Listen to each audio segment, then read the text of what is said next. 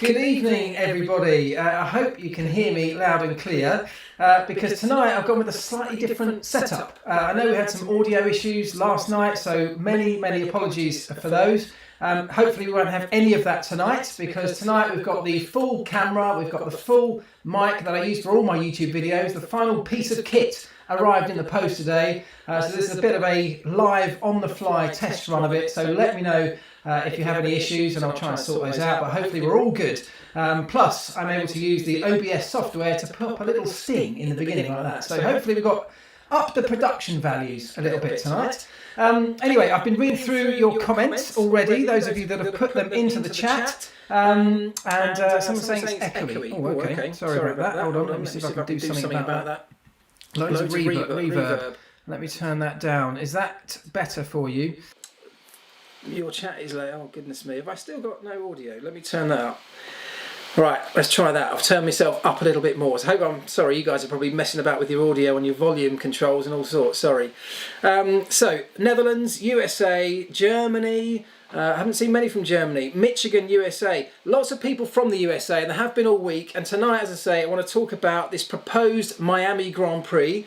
It's been talked about for quite some time. The reason it's back in the news today is that the promoter of that particular race has been talking about the expectation for their plans, given that they've now got the backing of the guy who owns the Hard Rock Stadium in Miami. So the original idea was to race around the downtown, the sort of waterfront, seafront. That was poo-pooed by the local residents and that idea was shut down. So now what they've done is decided to move that idea into the Hard Rock Stadium area where the Miami Dolphins play, and because there's such a lot of area around that, they think they can create a racetrack within the grounds of that Hard Rock Stadium, which keeps it fully enclosed. There's no need then to use public roads. Hopefully, if I've worked this out, this is what the track should look like. There you go, you should be seeing that. That's not the track, that's the area, that's the Hard Rock Stadium, and everything in that area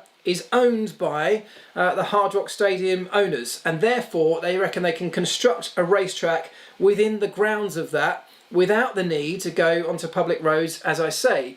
So that's the idea. They think their chances are high, as they say. They say, in fact, the term was they have excellent chances ahead of 2022 when they plan to come into the sport.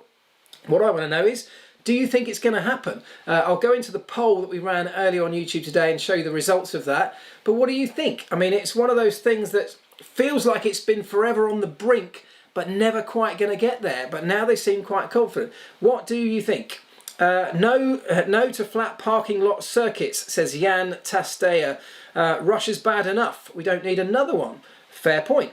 How will you keep Florida man from running onto the track? Smashed on meth. Dan Platinum, how will you keep Florida man from running onto the track smashed on meth? Here we go. Dear Miami, no get out and push your car across the finish line rules. Sorry, Nigel Mansell from Chris A. Those game developers are pissed. They made the whole downtown Miami track already, says Tony Roberts. That's true, isn't it? There are a couple of, I think Assetto Corsa already has the original downtown Miami track modelled in its game. Well, that's no longer going to happen. So there you go. If you want to try and check out that track, go and check it out there. Remember the IndyCar, they can't use the same tracks as F1. Remember the IndyCar can't use the same tracks as F1. Well, I mean, they could. There's nothing to say they can't. There's no rule. There's no reason they can't. There are some circuits that could cross over. That's absolutely true. Cosmos 2017 saying it's a Mickey Mouse track. M. Posey, I'll take any F1. Will they get the crowd, says Nick 9737. Well, that's what I'd love to know from you. There's loads of people from the USA on right now. I know that. Will the crowds go to Miami if Formula One holds a race there? The Circuit of the Americas has proved to be an incredibly popular event. Maybe not across the entirety of the states, but in Texas, they fill that, they make it into a spectacular event. And that, I think, is what is going to be so spectacular about any Grand Prix that the US puts on. They know how to make an event out of these things. I'm sure the crowds will come. I'm all for more in the US. COTA's incredible, but Miami doesn't look promising, says Alex Cooper. Still think a street circuit in Cape Town, South Africa will be incredible. Justin Batty. Well, that's what I want to get onto next. Let's discuss Miami first of all, and then we'll get into a discussion about where we should be going. Where should we be taking Formula One? The crowd will be there, says Patrick Leclerc. I totally agree. The promoter owns the Dolphins and the stadium the whole time. Cosmos 2017. Yeah, well, that's right. The promoter owns the Miami Dolphins, they own the stadium, and that's what gives them the freedom to be able to use all of that expanse to create a track with a more or less a blank canvas. Yes, you could say it's a parking lot racetrack, but maybe we can create something that's interesting enough within that space. And don't write off parking lot race circuits just because they're built in a parking lot. Let's see what the track looks like and how it looks like when it's modelled, to see whether it could actually work. It could work. It's not necessarily just written off because of where it is. Not gonna happen, says Bill Sidovich. I mean, that's a popular view. And let me just show you the poll that we ran earlier on, because let me see. Let me just quickly refresh that. The poll that I asked you earlier on was this. Ahead of tonight's live stream, let's see what you think of this. Can you see the proposed Miami GP happening in F1 2022? Around 500 votes, 72% of you saying no, just can't see it happening. And I totally get that, because it's one of these things that's been in the news so often. It's been had such amount of hype around it, only for it to be shut down by local governments or by residents. So we do need to see whether that can actually get across the line. Let's see, the amount of opposition to Miami shows where the problems are for a new sporting franchise, says Korku Anima. I mean, that's absolutely right. The opposition in Miami, certainly for the downtown circuit, were local residents. And you can see clearly there's going to be massive disruption. There will still be disruption with this particular proposed layout, but perhaps less, in that you don't need to shut down so much of the public road network. Let's see what else we've got here. Agree, a parking lot is a clean slate, says M. Posey. It could be a great go-kart track, says Dave Geese. It would happen, but not in 2022. Ex-Holic. In fact, Ex-Holic, let me just hold it there, because Ex-Holic sent me a message earlier, which I thought was really interesting. So much so, I actually screenshotted the message so I can quickly read part of what he said to you. He sent me a really nice long message on YouTube, so thank you very much, I appreciate that. What he did say was, he said, I have been to events organised by the Hard Rock Company here in South Florida. They know how to make an event, and even in the most awful of places, being like a cool experience. Even if it means delaying the race of 2023, I believe they could turn it into something very special. There you go. That is a local Miami resident suggesting that, given who they are and what they do in their core business, they could turn this into a spectacular event. Thank you very much for that message. I appreciate it. Parking lot is fine for 2 to 3 years to spread the sport around, says Evergreen. And this is the point. We'll get on to where we think we should take Formula One in a moment. But Liberty have this huge desire, an understandable huge desire, to take Formula One into the States and to tap into this huge, partially untapped market that is the States. I totally get that, because they need more eyeballs on the sport. They need to grow the sport for their own investment purposes, but also to make Formula One bigger and better. We have a huge population in the States, many of which don't follow Formula One. If we can take the sport there and promote it well and put on a great show, there are potentially more fans that we can drag into the sport. So I totally get that. If it's not Miami, then where should we be going? And let's hear your suggestions on all this. Many of you have sent me many already, some of which I love. Lots of you saying Vegas. I mean, yes, come on, Vegas. In fact, Vegas was very close to being a circuit. And lots of people say, well, you know, Vegas, when are you going to do one in Vegas? The place is rammed every single day of the year. Actually, there's one day in Vegas when hotel occupancy is not absolutely maxed out, and that's Thanksgiving. And there was a talk a while ago, quite a serious talk, about potentially holding a Formula One Grand Prix on Thanksgiving weekend. Just because that's the only slot in Vegas's season, or Vegas's year, that's not rammed already, was the thinking. But there we go. Whether that will happen, I don't know. Go back to Long Beach. Would love to go to Long Beach. I think that's a fantastic circuit in a fantastic part of the States. Of course, we've got Koto, which is a fantastic circuit and is a really successful event. So by spreading it out and perhaps going to the other side of the States would make a lot of sense as well. Stephen Miles, I'm in Houston, Texas, avid follower. Well, thanks, Stephen. You've already got a race where you are in Texas. Nick 9737, hey, the Wheeler Dealer is here. Big shout out to Mr. Brewer. Is Brewer on? He is. Well done. Hey, Mike Brewer. In fact, you can thank Mike Brewer for the idea for the little sting at the start of the show tonight. He said to me, he was on the phone earlier, he said, look, what you should do, he said, I've been watching all week, what you should do, pop yourself a little sting together as you open the show. So there you go, I ran straight off the phone, went and did it. So thanks, Mike, hope you enjoyed that. Indianapolis, right, good point, who said that? Finley Austin says Indianapolis as a suggestion, and I wholeheartedly agree with you. I think it's a fantastic circuit, Indianapolis. I used to love it when we went there. That was the F1 layout that we used to use as part of the great big famous oval, of course. Turn 13 there that you can see down the bottom right hand corner of your screen. That was the corner that caused so many issues with the Michelin tyres back in 2005. You may have seen my Tales from the Treehouse episode recently where I talked about that.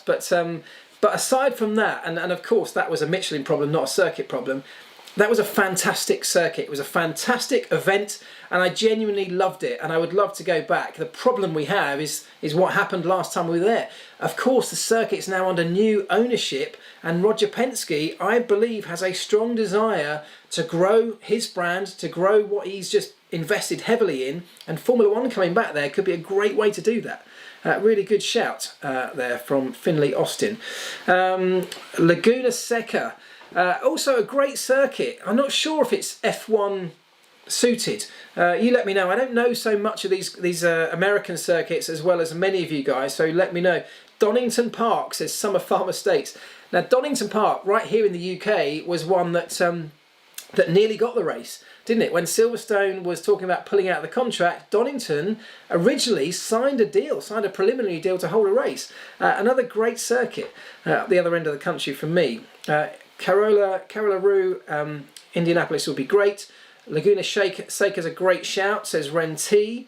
Another one for Donington. Christopher Caser, go back to Indy. I'm with you there. Laguna Seca again, that seems popular. Aidan Brogan, need to bring back Malaysia. I used to really enjoy going to the Malaysian Grand Prix, you know, I thought it was great. I Am Grumps, scrap Miami and invest in Watkins Glen. Canada, Watkins Glen, Akota, Mexico, Brazil, Argentina. All great shouts. Big yes to Brands Hatch, Marc McCory. Do you know what? If you've read my book, you'll know this, but I grew up living literally next door to Brands Hatch. I used to hear the sound of racing cars, and there used to be Formula One cars testing there all the time. I have a very special place in my heart for Brands Hatch. It's also a superb circuit. I used to sneak under the fence when I was a kid, this little gap under the fence at the end of my mate's garden, and that's how we'd get in to first see racing cars up close. It's where my love of the sport came from, so I owe a lot to Brands Hatch. I'd love to see us go back there. Road America, Jason Lovett, and Obina Erihim, sorry, back again to South Africa. That would be good, wouldn't it? I do believe there's a desire from Formula One to go back to South Africa. It's another one of these slightly untapped markets. Liberty have bought into the sport, of course, and now need to grow it to be as big as they can to get the return on their investment that they need. So any of these places where we currently don't have races but have an interest in the sport, I think there's a big desire to go back there. Okay, this is a good one. Tom Laporte says Istanbul Park in Turkey. 100%. Another one of those which was a really good circuit. You know, wasn't it? Turn 8 was just mind-blowingly cool. It's still one of the best turns that we've had in recent years in Formula One. So yeah, with you on that one. Kyle Army says Christopher Horn. Yeah, absolutely. Len Bryn says yes, Claire. Has my wife been on again? She probably has. I've missed her. I've missed. Oh, there she is. Vancouver. Absolutely, Claire Priestley. As I mentioned the other day, my wife is actually sort of part Canadian citizen. So yeah, she'd love to go back to Vancouver, and so would I. That'd be awesome. Okay, would an existing race have to be dropped to run another US race, or is it an additional one? Says Dean Arnold. That's a good point. Do we need to drop races? No, not necessarily. What we've got, of course, in what was going to be 2020 was a pretty rammed calendar, wasn't it? 22 races. Liberty, and this, they've been open about this, they have a feeling that they want to get to 25 races. Now, that's a whole other discussion. Let's not get into that on this one tonight. There would need to be a different way of operating if we're going to do 25 races, but that's their desire, that's their business model is based around that over the next few years, and therefore we have scope to add more races without losing any as things stand. How about India, says Vikram Aditya. Yes, I mean, why not? India, another huge marketplace for Formula One to try and grow. You know, the last time we went there was great on a number of different levels. It's just mostly about funding why we didn't end up staying in that part of the world. But if the funding's there, Formula One will go. And ultimately, it will always come down to that, won't it? It will always come down to money. Who's got the money to pay for a race and to promote it in the right way? And are there enough fans there to make the event a success if indeed we do go there? Right, we're back. Sorry guys, sorry. Tech issues. I will fix this, I promise. If we come back and do this again, in fact when we do that, because we definitely will, I will sort this all out. I'm learning on the fly tonight with all this new kit, so apologies for that. There we go, I think we're back. Okay, so let me just bring that feed back up. Yes, we are back. Okay, right, well, we've battery failed. Yeah, it may well have been the battery, but we're okay again, we're good. Anyway, right, let's pick up. We've got 10 minutes left. Let's get into some more general questions. Some great suggestions from you on where Formula One should go. I've really enjoyed that discussion. Some really good suggestions, and I'm properly with you on most of those. I think there's some great shouts. I'll tell you one more that somebody suggested to me earlier that I thought was a really good one. Was this. Has anyone heard of this, or has anyone ever been here? The Kimi Ring in Finland. This was the very first post on the chat from earlier this afternoon that somebody put up there, and a couple of people went, yes, great shout. It's not a circuit that I'm familiar with, I've never been there, but why not? It's a great place, and look at the circuit. Finland's a great place is what I mean. It has a huge Formula One fan base, and the circuit looks for Formula One cars going around there. So if you know that circuit, let me know what you think. It would be fantastic. And I also wonder, and this is perhaps another discussion, will the interest of Formula One, which has always been huge in all of my years in Formula One, of course we've had a lot of Finnish drivers, successful Finnish drivers over the years, but if Kimi retires, I mean when he retires, it's got to happen at some point. I'm not convinced, by the way, it'll be at the end of this year. He may well hang on for another season yet, let's wait and see. But when Kimi goes, will the interest in Finland start to very quickly fall away from our sport? Because that's another interesting point, and that definitely determines where we go in the world with the sport, because often big drivers generate massive fan bases, as the Netherlands are finding out or showing us right now. Kimi is a god. Yeah, maybe he will be around forever. Finland will be quiet though. I mean, come on, have you ever, Rock 111, have you ever been to Finland? It's a crazy place at times. My wife actually used to work on the World Rally. She always says some of the craziest times were in Finland, because and I've had some mental times in Finland with Kimi. It's a proper party place when they get going, believe me. Ice times, ice tyres. Kimi Ring with snow tyres. Yeah, there we go. That'd be cool. Yes, Bottas. Of course. I didn't mention Bottas, but of course Bottas still there. How long will he be around in the sport? I don't know. But when those drivers fall away, does the interest in the sport fall away with it, is what I'm suggesting. Okay, let's move it on to some other suggestions for the last part of the show now. Do reverse grids have a chance of being introduced with less races this year? From Josh Bailey. That's a really good one. 2020 is a season where we are likely to get far fewer races than we initially planned. They're all going to be very different because they're going to be crammed into a shorter space of time. We're almost certainly looking at a different race weekend format in that we're probably going to cut at least some of those down to 2-day weekends. Maybe we're going to be having 2 races at the same circuit a week apart. Why not have reverse grids on the second one of those races? Loads of people have sent me exactly that message. So I'm totally with you there. If we're ever going to experiment with reverse grids, this year is the time to do it, isn't it? What do you think of Honda's future in Formula One, considering that they don't want to supply more than 2 teams? Honda's future in the sport, if I'm really honest, I think that some of the big manufacturers, and Honda, absolutely one of those, are going to be finding things very difficult right now. If you think about Mercedes, if you think about Ferrari, and if you think about Renault, their investment in Formula One is more than just engines. They have their own team, don't they? They've got a huge investment, they've got a huge number of people working for them. Honda, I don't want to belittle their input because it's significant, but they're only supplying engines in the sport. Their core business, which is selling road cars, like it will be for all of them, is going to be massively hit off the back of what's going on right now. And therefore, the board at Honda, who are normally more risk averse perhaps than some other car companies, I think have a reasonable chance of looking at Formula One as a luxury that if they're struggling, they might have to do without. I hope I'm wrong in that, but I do have this slight worry that some of the manufacturers in Formula One have a difficult time ahead, and Formula One will be one of the first things to cut from the budget when you start talking about the boards of directors of these companies having to make some difficult decisions. So I hope they don't go, but I think it's a possibility for sure. Hasn't Ross Brawn ruled out reverse grids this year already, Marc McCory? I think Ross Brawn did say something about it, but I think we're in such dramatically changing times. We don't know how many races we're going to have yet. We don't know how many we're going to have to squeeze into a tiny space of time potentially at the end of the season. So I think that we have to be slightly open that things could change at any moment. Don't forget, they've made changes to the governing structure of Formula One in that we no longer need unanimous agreement from every single team on the grid to make changes now. If people think it's the right thing to do, we can now do that much more easily and much quicker. So I don't think because somebody said a while ago that we won't have reverse grids, that it's an absolute done deal.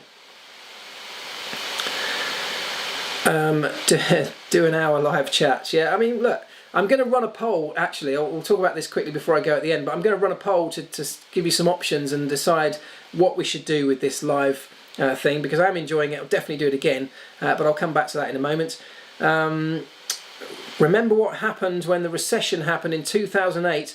Honda left and the rest is history, says Korku Anoma. I mean, absolutely right. And they weren't the only ones, were they?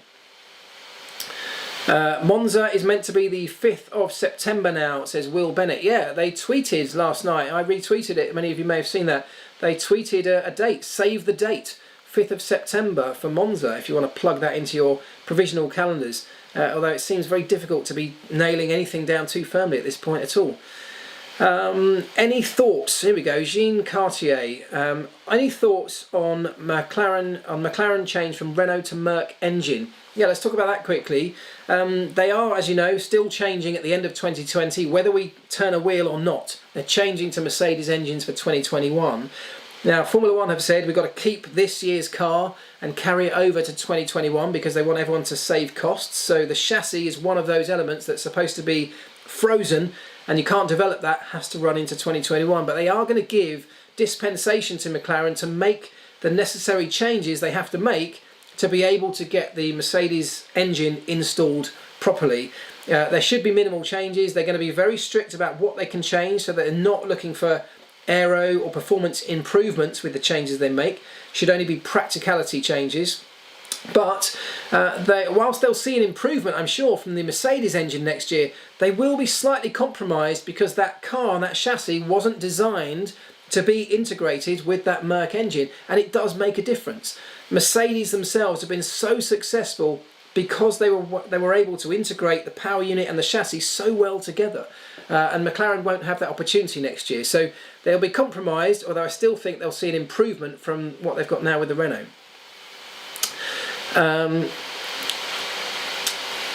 I think we need someone like Cosworth in Formula One. Well, yes, lots of people have suggested independent engine manufacturers coming back into the sport. The problem with all of that is it's very unlikely someone's going to do that at this stage, given that in 2025 we're probably going to be looking at the next generation of power unit. So who's going to want to invest what will be a huge sum of money to come up with an engine for the current regs, where they'll probably struggle to catch up with those that have been doing it forever since the start, since 2014, knowing that they'll have to change again in 2025. So I think it's unlikely towards the tail end of this current regulation set. Aero kits to balance teams like in WEC, James Howe. I don't think we're going to go that far, but those of you who were with us last night, we were talking about how they are looking to implement, or they've proposed an idea where they're going to restrict wind tunnel time and CFD time, so aero research times for the successful teams, and give more to the teams that are struggling towards the back of the grid to try and help them close up the field.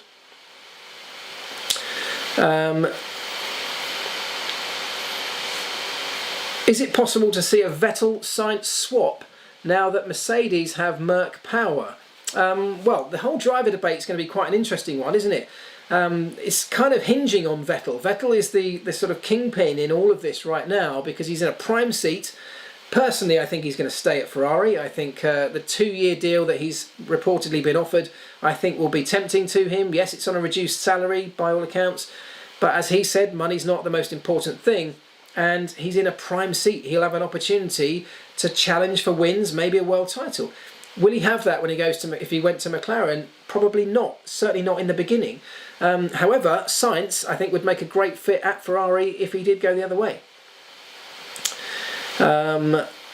Let's see. I really hope Honda does leave. They're one of the biggest internal combustion engines. I really hope Honda, I think you probably mean Benjamin Marc Lee Schwan. I really hope Honda doesn't leave. They're one of the biggest internal combustion engine manufacturers in the world.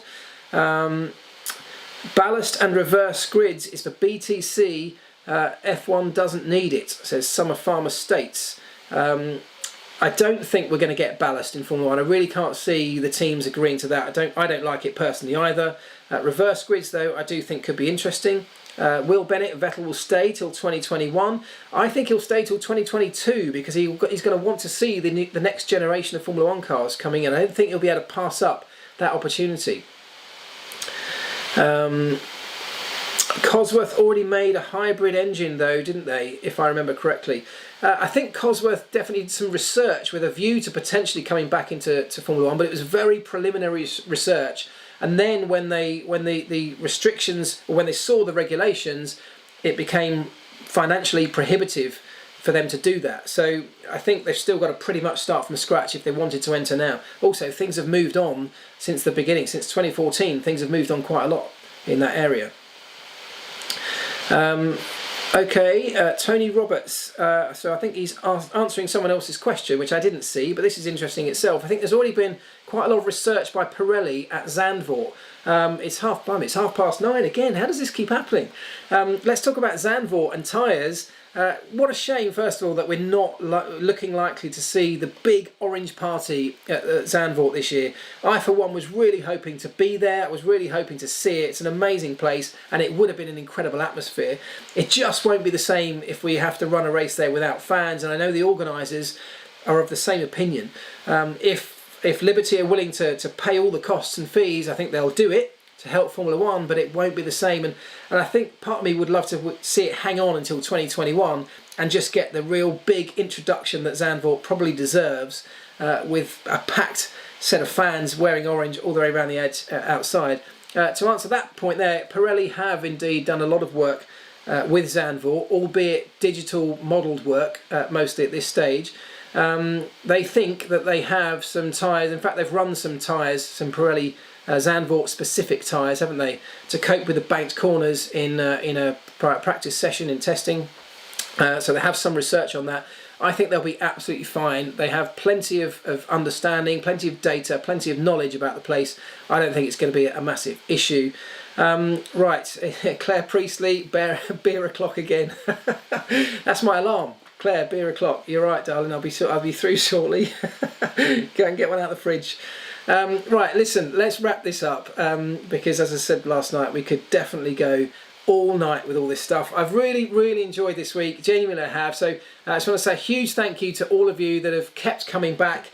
I know we've had some technical hitches along the way, so apologies for that. But this week was all about running a bit of a trial and a bit of a test, both for you and for me. Those that have watched it, I seem to think have enjoyed it. All the feedback I've had from you guys has been great. Once I get these technical glitches ironed out, I think we'll be good to go. So what I'm going to do is I'm going to put another poll up in the community tab on YouTube, so you'll see that if you're a subscriber. I'll work it out over the weekend. I'll pop that up on Monday, and it will give you some options on things like, do you want one of these, you know, every night? Do you want 2 a week for half an hour, 1 a week for an hour? I'll put some options in there and I'll see what the consensus is from you guys, and hopefully we can use that to move forward. But I just want to say a huge thank you. I really genuinely appreciate it. I hope you have enjoyed it. On Monday, I've got the kids special with Will Buxton, which will be going live on the channel on Monday, so keep an eye out for that. There's another Tales in the Treehouse coming next week, which I think you'll really enjoy. It's going to be a good one, and probably some other stuff as well that I haven't worked out yet. But listen, have a great weekend, guys. Really appreciate it. As I say, look after each other, stay safe, and I'll see you next week. Ta-da!